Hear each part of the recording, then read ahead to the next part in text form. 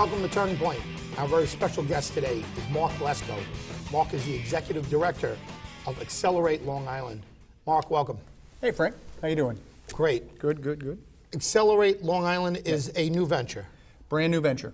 We started just a few months ago. I'm on my third day of the job, and it's an exciting venture where we're trying to commercialize research at our world-class labs on Long Island.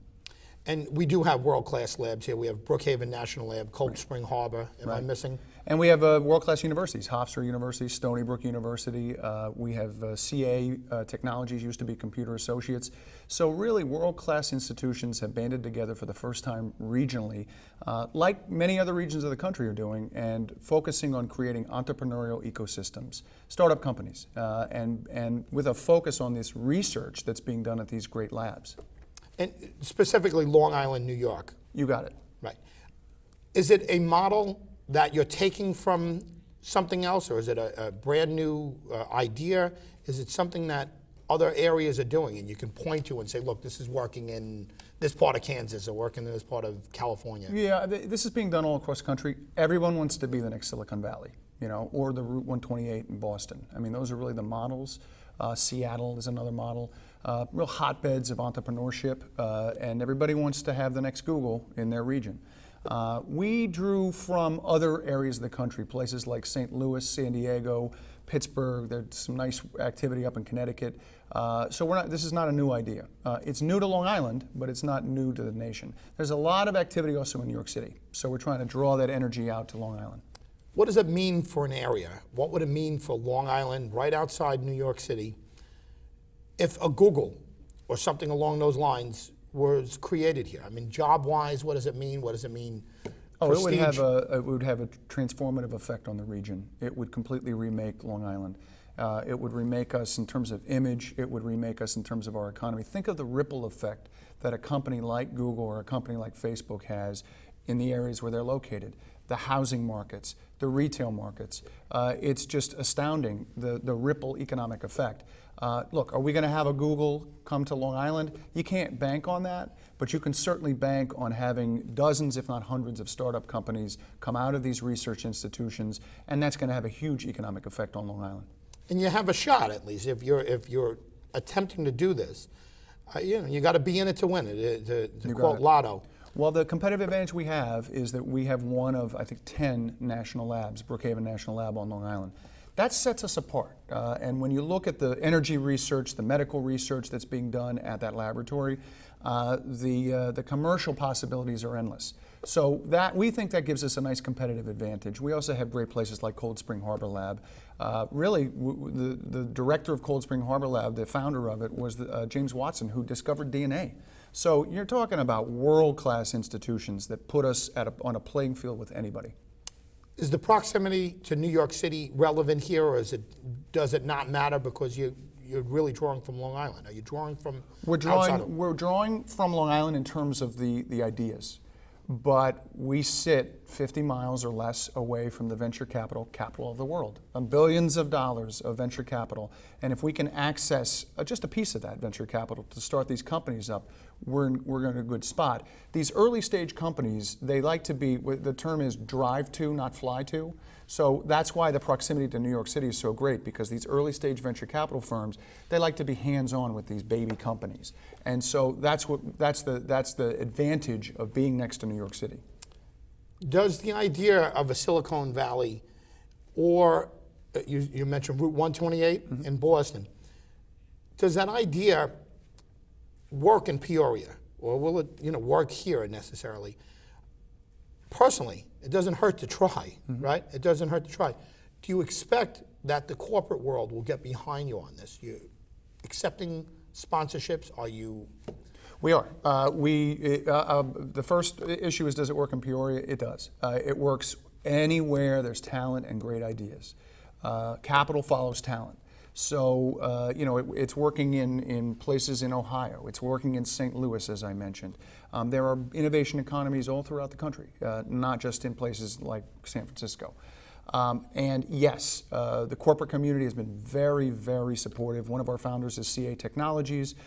We have law firms like Farrell Fritz, Ernst & Young on our board, real heavy hitters. And we are looking for corporate sponsors. What we want them to focus on is sponsoring events, sponsoring individual programs, getting behind those programs and really kind of working with us in a partnership type of format. And we think the corporate community is going to step up and do that.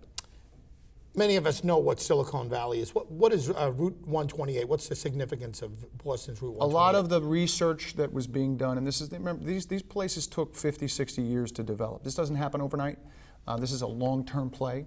But Route 128, you're talking more of a biotech, life sciences, pharmaceutical, with some other areas, industry clusters as well. That's the term they use. And you're really talking about a relationship with MIT, Harvard, the university community in Boston. That's where a lot of those companies are located on Route 128. It's kind of a tech, expressway up there. Every region has its name. Long Island, we're hoping the Accelerate Long Island brand catches on.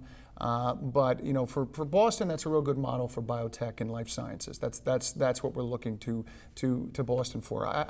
The term industry clusters, that's really what you're looking for. Clusters of startup companies, because most of them fail. So you need to have a cluster of companies. If I'm working for a company that fails, I need to know I can go across the street and get a job the next day. And we're looking at life sciences, we're looking at information technology, computers, social media, that type of thing. And the last one is energy. Let us put into perspective what Long Island represents as far as population. It's 2.8 million people. It is. It literally is a state unto itself. I think if it was a state, it would be bigger than like 19 or 20 states in the union. So it's a massive place. It stretches from New York City out to the Hamptons, and diverse population, a great place to live. It borders New York City by Queens. Right. And it goes all the way out to Montauk Point. Yep. The Hamptons is certainly a haven for the celebrity types, the Hollywood types, and so forth. You came to prominence, certainly on Long Island, in a special election for a supervisor's spot. Right. And for those who don't know, supervisor's spot is similar to what a mayor would be. Right. I mean, the municipality I represented, the name was Brookhaven. If it was a city, it would be bigger than Minneapolis or Atlanta. It would be one of the biggest cities in America, 500,000 people. So big place, big sprawling place. Long Island politics is unique, as you know. Yeah. New York politics is unique. So a great place to learn politics and serve people. Yeah, and the supervisor's job is always a thankless job. You're blamed for everything, but you had high numbers, and you won 2 elections. Am I? 2 general elections. Yeah, I won the special, and then I won 2 other elections. My last election, we almost got 60% of the vote. So it seemed to me, at least, people were supportive of what we were doing. So you were elected 3 times in a very large municipality. You, right prior to this, you were basically recruited from the U.S. Attorney's Office. Correct. I was a federal prosecutor. You were a federal prosecutor with the Justice Department. Yep. And what was your title there? I was an assistant U.S. attorney. I was I actually was a federal prosecutor in Washington, D.C., Brooklyn, and then I came out to Long Island. My wife's from out on Long Island, and I ended up running the U.S. Attorney's Office on Long Island. And during my time there, we had some pretty big cases, big corporate fraud cases. I actually personally tried a bunch of cases, gang cases, that type of thing. We actually, of all things, we had a slavery case, which you would never think would happen in the 21st century in the United States of America, but it happened. Got international, interest, and we got a conviction. So I had a great run, 10 years as a federal prosecutor. And then I was looking to do something different, and I met party chair in Suffolk County, and in 15 minutes he convinced me to run for town supervisor, and I figured I'll go get a PhD in politics. I'll go run Brookhaven, and it was great. It was a lot of fun. That party chair, I think, is Rich Schaefer, the Correct. Democratic chair, and he's a good teacher to learn a PhD from. He's the best. Sure. He's next to other people in New York State. He's one of the very best political minds in the state of New York, if not the country, in my view. You spent your college career in Harvard? Yale. Yale? Oh. Big rivalry, yeah. Sorry, my No, apologies that's for that. okay. Yeah, I went to Yale, played a little football at Yale. Was mostly holding clipboards on the sidelines. You know, I was the reserve quarterback. No kidding, you're a third-string quarterback. Yeah, pretty much. And it was actually did play a little bit, but in mop-up duty. But we had a pretty good team when I was there. A lot of fun. And then I went to Georgetown Law, and then I kicked around corporate law firms for a while, and then I went to the Department of Justice. I imagine both in Yale and Georgetown that your class went on to do things. You know, you don't go to Georgetown Law and then open up a little country law firm. Usually those folks end up in the major firms and, you know, the major positions. Mm-hmm. Can you imagine what that can bring to Long Island, those contacts? It can be helpful. It's already proved to be helpful. Both in politics, it was extremely helpful, and in my new career, trying to create this innovation economy on Long Island, it's incredibly helpful. You know, because my contacts run not just locally, but they run throughout the country. You know, and we're actually taking trips to meet folks in Seattle, San Diego in the upcoming months, and you're right, those networks are invaluable.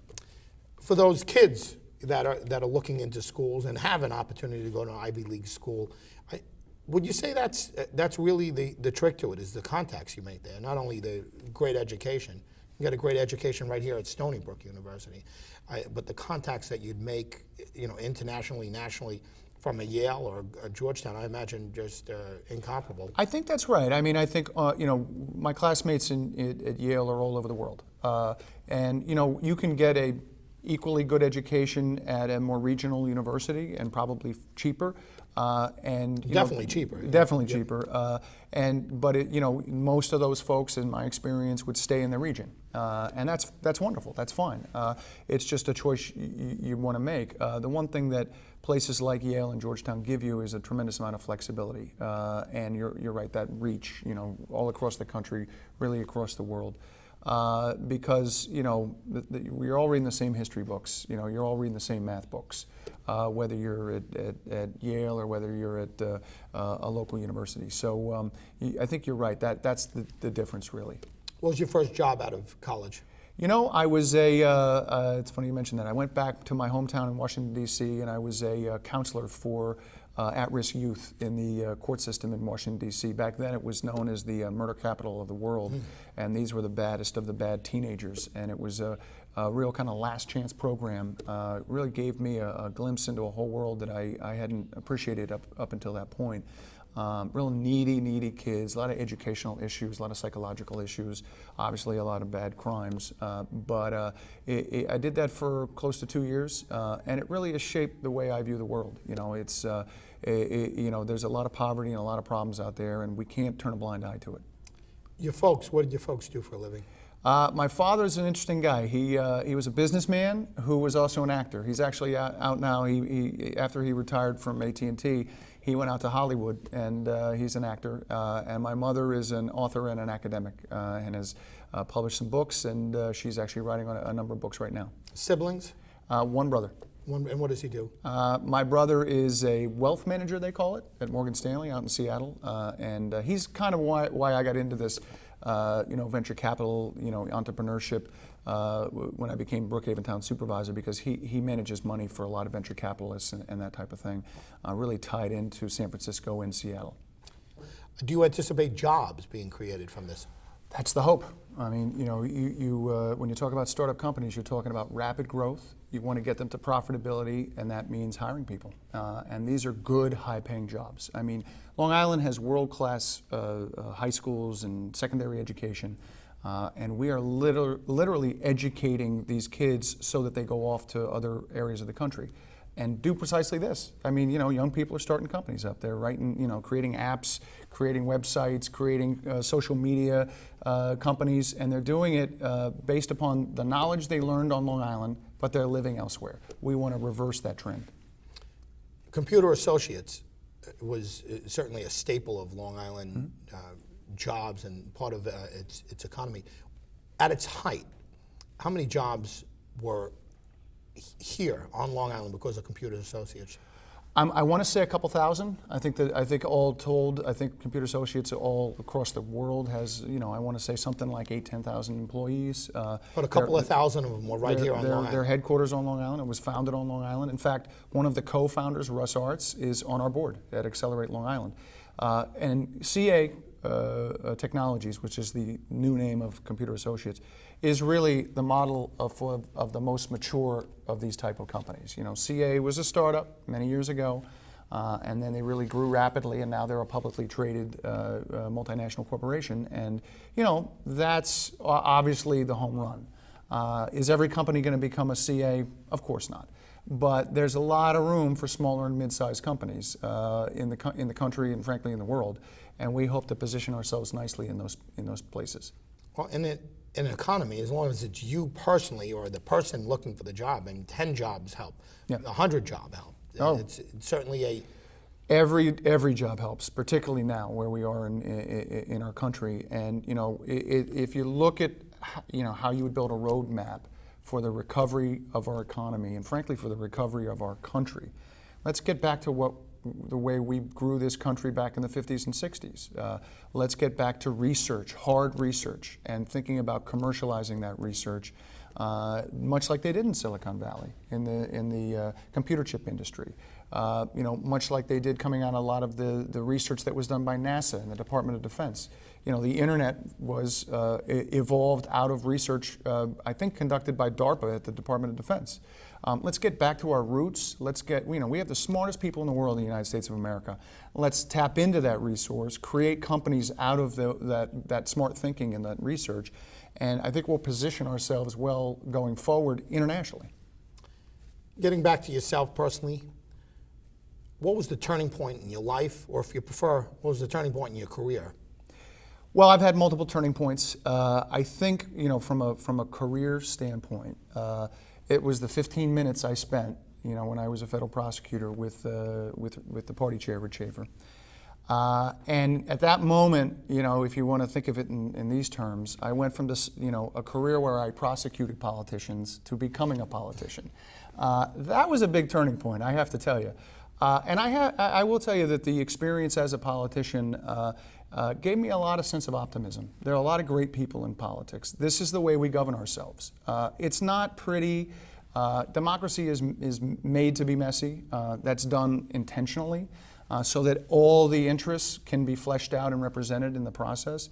But at the end of the day, there's a tremendous number of wonderful public servants that step up and offer themselves as an elected servant, and it's a tough job. And it's not for everybody. But I had a great run. But I think now the challenge of our times, not just on Long Island but in the country, is to remake our economy, and that's why I made the change and moved from elected life to starting Accelerate Long Island, because I really do think it holds the key to our economic future. Off camera, we spoke about what you're going to do as far as your first steps with Accelerate Long Island. We're talking about some programs and some events that you're hoping will emulate some that were in New York City that brought thousands of people out. Yeah, well, I mean, there are many different programs that do things like train aspiring entrepreneurs or researchers that want to run companies on how to run businesses and how to start businesses. There are networking events. New York City, there's a great example. The tech meetups that they have in New York City, where literally thousands of young people come to theaters and bars and meeting places, and they hear about companies. They hear pitches from founders of companies, and then of course they drink beer afterwards. That's always fun. And we have a seed fund. I mean, you can't lose sight of the fact that you need the funding to start these companies up. They're not profitable from the start. So Accelerate has a seed fund. We're partnered with something called the Long Island Emerging Technologies Fund. We're also working with the Long Island Angel Network. These type of entities exist elsewhere, angel networks and that type of thing, and we're seeing it now on Long Island. And that's the way you gather together the funding to get these companies started. And then, of course, you make pitches to venture capital funds. So we can't lose sight of that. When you say seed funds, are you talking hundreds of thousands, millions? What are you talking? Accelerate has a $500,000 seed fund. It was received as part of Governor Cuomo's economic grants that were given out last year, and then we're partnering with the Emerging Technologies Fund has 750. So we have about a $1,250,000 of seed monies available for startup companies. And this can grow through corporate sponsorship and Correct. I guess personal donations if it gets that far. But You I can have imagine more of it. individual angel. I mean, the way, typically the way it's put together, a startup, the founder will use their credit cards. We've all heard that story, but they'll also look to seed funds, angel investors, individual investors, maybe some grants until they get to the point where they can actually get a business plan ready to go. Then they're going to go to the venture capital guys. Where do you go from here? Well, hopefully we go towards creating companies. I think that's the scorecard. Creating products out of research and creating companies on Long Island. That's really what we're going to be single-minded about, and attracting venture capital and seed capital to fund those companies. Again, I have to caution people because in politics you move at a very fast pace. In this world, the clock is much slower. This is a long-term play for Long Island as a region. Like I said, it took 50, 60 years for Silicon Valley to develop.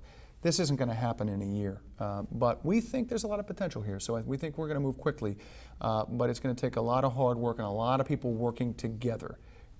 Problem with Long Island, it's not just related to startups, but it's related to government, it's related to kind of the way people think, is everybody kind of thinks in what they call silos. They don't think regionally. This is one of the first efforts that brings regional institutions together because as a region, we have a tremendous number of assets. We need to maximize those assets, and as you mentioned, if you start to create jobs, that's good for everyone in the region. Mark, thank you for being here. Thank you, Frank. Appreciate it. Our special guest has been Mark Lesko, Executive Director of Accelerate Long Island. We thank you for being here, and we'll see you next week on Turning Point.